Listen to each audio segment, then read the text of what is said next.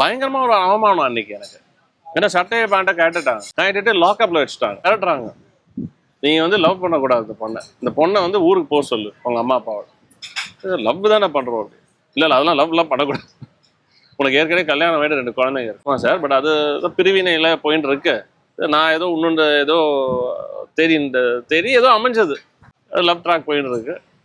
நாளைக்கு பண்ணிப்போம் பண்ணிக்காம போமோ அது நமக்கு தெரியாது, பார்ப்போம். அதனால நான் கல்யாணம் பண்ணிக்கணும்னு தான் நம்ம லவ் பண்றோம், வேற விஷயம். ஸோ அவர் வந்து மிரட்டுறாரு. இந்த அம்மா அப்பா வந்து சொல்றாங்க, நீ சொல்லு அந்த பொண்ணுகிட்ட போகணும். சரி நான் அது கூட சொல்லிட்டேன். அப்புறம் சொன்னேன், சரி நீ போ கிளம்பு, பார்த்துக்கலாம். அப்புறம் பார்த்துக்கலாமா, அது எப்படி சொல்லுவாரு? அது ஒரு கலாட்டம். என்ன தைரியமா இருந்தா அப்புறம் பார்த்துக்கலாம்னு சொல்லுவேன்.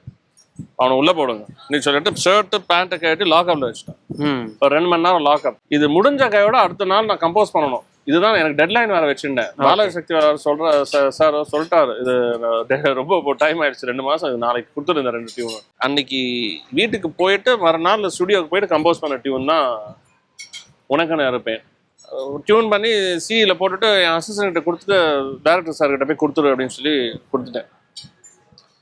அவர் நைட்டு ஃபோன் பண்றாரு. ஃபோன் பண்ணி நான் அழறேன், என்னை அழ வச்சிருச்சு இந்த டியூன். நான் வந்து ரொம்ப சந்தோஷம் சார், இதுதான் எனக்கு வேணும், அட்லீஸ்ட் இந்த டியூன் ஓகே வாட்ச கடைசியா அப்படின்னு சொல்லி. அப்படி நடந்தது தான் அது. அது என்ன சொல்றது, அப்ப நான் ரொம்ப துக்கமா இருந்திருக்கேன் போல இருக்கு. அந்த போலீஸ் லாக்அப் அப்படி இப்படின்னு சொல்லி அந்த விஷயம் நடந்ததுனால ரொம்ப துக்கமா இருந்திருக்கேன். அப்படி வந்தது தான் அந்த உனக்கான இருப்பேன்.